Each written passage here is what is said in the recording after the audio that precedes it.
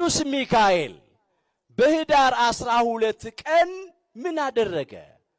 ምን የሆነበት ቀን ነው? ምን ተፈጸመ በዚህ ዕለት? ይሄን ደግሞ እናነሳለን። ሶስተኛ እናነሳለን ያልነው ይሄንን ነው። በመጀመሪያ በዚህ በህዳር 12 ቀን የቤተ ክርስቲያናችን ታሪክ እንደሚነግረን ቅዱስ ሚካኤል ሊቀ መላእክት ሆኖ በእልፍ አእላፋት ወትእልፊተ አእላፋት ቅዱሳን መላእክት ላይ የሰማይ ሰራዊት ላይ የተሾመበት ዕለት ነው። በዓለ ሲመቱ ነው።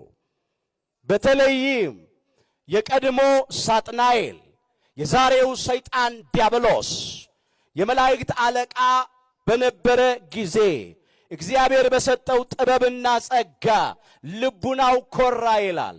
ራሱን በልዑለ ባሕሪ በእግዚአብሔር አምላክ መስሎ አቀረበ። ፍጡር ሳለ ፈጣሪ ነኝ አለ።